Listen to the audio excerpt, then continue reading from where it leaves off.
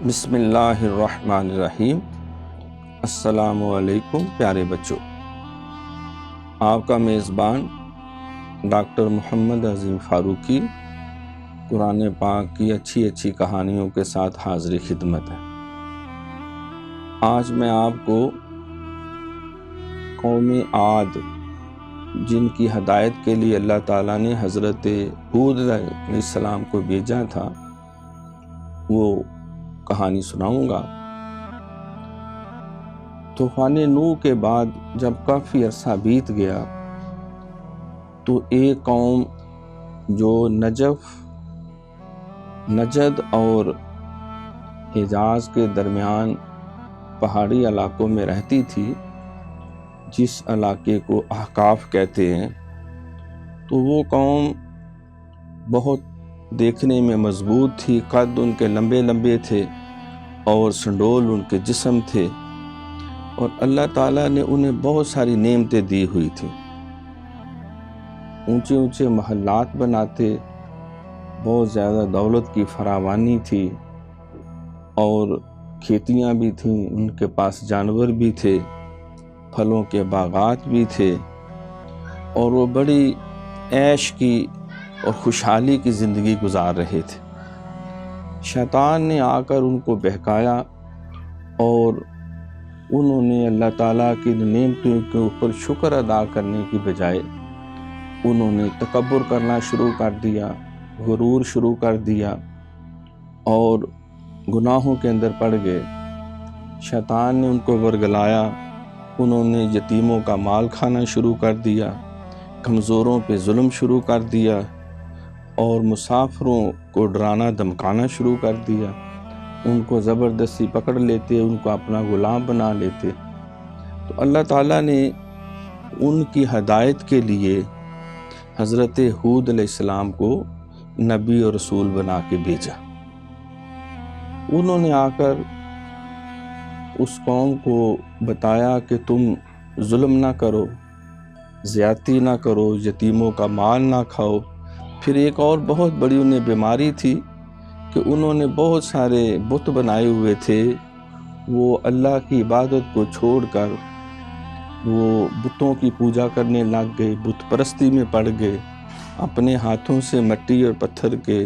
لکڑی کے بت بناتے اور پھر ان کو خدا سمجھ کر ان کی پوجا کرتے۔ تو آپ نے ان کو اس پوجا سے بھی منع کیا اور ایک خدا کی عبادت کا حکم دیا اور پاکیزہ زندگی گزارنے کی تعلیم دی۔ لیکن انہوں نے حضرت ہود علیہ السلام کی یہ بات سننے اور سمجھنے پہ کوئی توجہ نہ دی، اور مندروں کے جو پجاری تھے انہوں نے سمجھا کہ یہ ہود علیہ السلام جو تعلیم دے رہے ہیں اس سے تو لوگ بتوں کی پوجا نہیں کریں گے۔ جو لوگ لا کے ان کو نذرانے دیتے ہیں، ان کو خوشبو کی دھونیاں دیتے ہیں، ان کے آگے اچھے کھانے پکا کے رکھتے ہیں، وہ بت تو نہیں کھاتے تھے، ان کے پجاری جو ہے وہ کھا جاتے تھے، وہ نذرانے بھی اٹھا لیتے تھے، اپنے استعمال میں لاتے تھے۔ تو انہوں نے لوگوں کو اور زیادہ ہود علیہ السلام کے خلاف ورگلانا شروع کر دیا، اور قوم کو یہ بتایا کہ تم جو مرضی گناہ کرو، تو اگر تم بتوں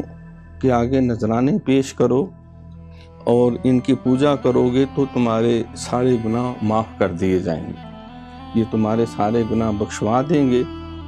اور تم سے کوئی حساب کتاب نہیں ہوگا۔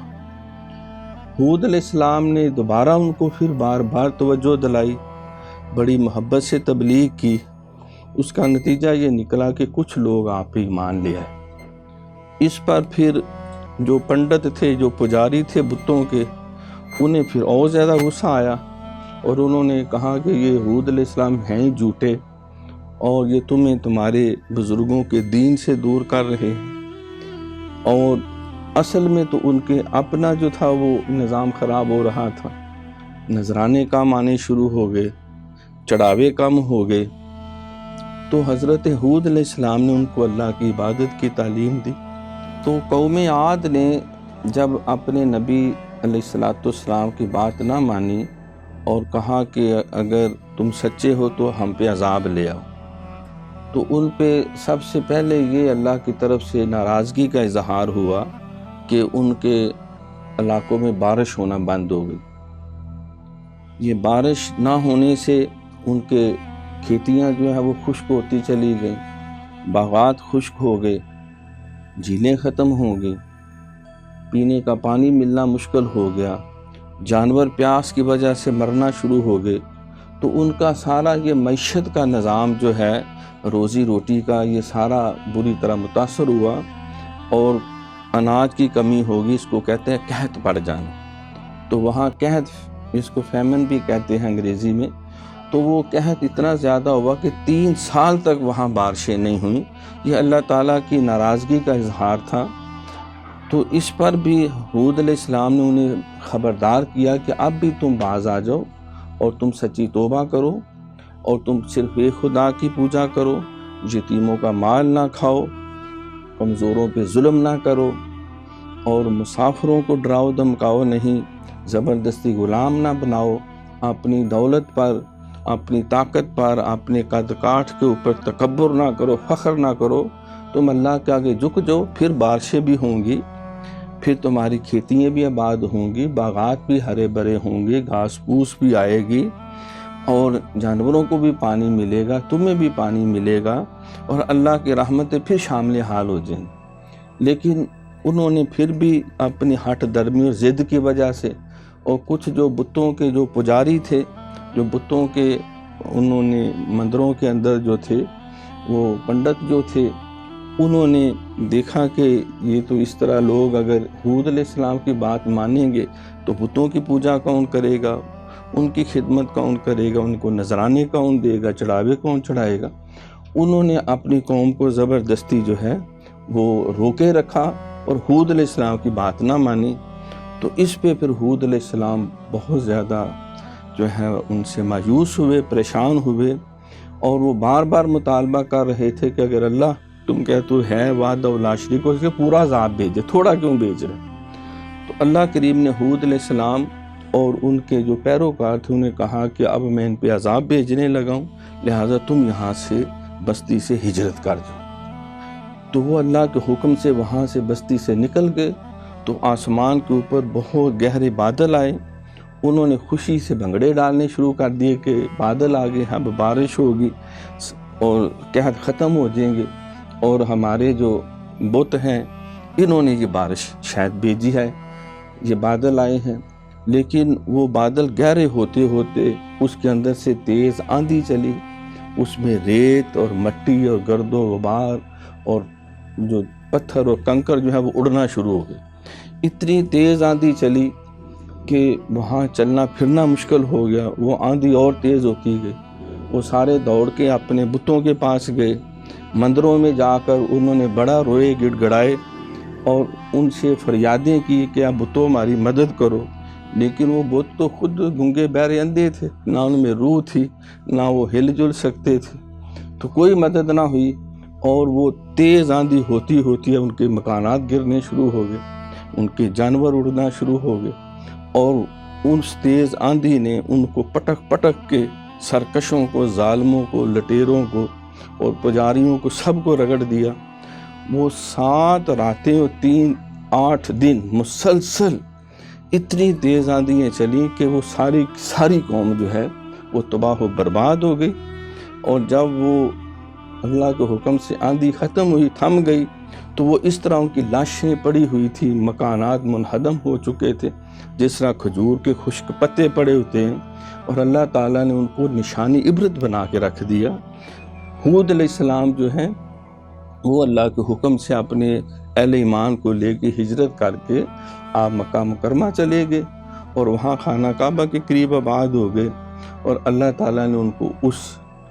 طوفان اور عذاب سے بھی بچا لیا۔ اور اس عاد قوم جنہیں اپنی دولت پہ بڑا گھمنڈ تھا،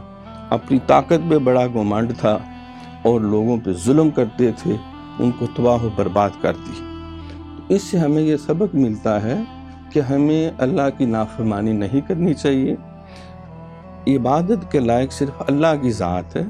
کوئی انسان، کوئی بت، کوئی جن، کوئی بھوت، کوئی پریت، کوئی فرشتہ، یہ اللہ تعالیٰ نے مخلوقات کو پیدا کیا، یہ پوجا کے لائق نہیں ہے۔ دوسری اس بات کا ہمیں پتہ چلا کہ اگر ہمیں اللہ تعالیٰ دولت دے، طاقت دے، کوئی اختیار دے، تو ہمیں صبر و شکر کرنا چاہیے، اللہ کی پہلے سے زیادہ عبادت کرنی چاہیے، کیونکہ جو شکر کرتا ہے اللہ اس کو اور نعمتیں دیتا ہے۔ نافرمانی نہیں کرنی چاہیے۔ یہ بھی پیغام ملا کہ ہمیں یتیموں کا مال نہیں کھانا چاہیے، ہمیں کمزوروں پہ ظلم نہیں کرنا چاہیے، ہمیں مسافروں کی خدمت کرنی چاہیے، مہمانوں کی خدمت کرنی چاہیے، ہمیں تکبر نہیں کرنا چاہیے۔ اور یہ بھی پتہ چلا کہ ہمیں اللہ کے نبی اور جو رسول ہوتے ہیں وہ اللہ کے نمائندے ہوتے ہیں، جو بات ہمیں کہیں ہمیں اس کے مطابق زندگی گزارنے کی کوشش کرنی چاہیے، پھر اللہ بھی خوش ہوگا اور اللہ کا نبی بھی خوش ہوگا اور دنیا بھی کامیاب ہوگی اور آخرت میں بھی اللہ تعالیٰ جنت عطا فرمائے گا۔ تو پیارے بچوں، آج ہم نے حضرت ہود علیہ السلام کی قوم عاد کی کہانی سنی۔ انشاءاللہ تعالیٰ اگلے پروگرام میں ایک نئی کہانی کے ساتھ حاضر خدمت ہوں گا۔ اپنے میزبان ڈاکٹر محمد عظیم فاروقی کو اجازت دیجیے، تب تک کے لیے اللہ حافظ۔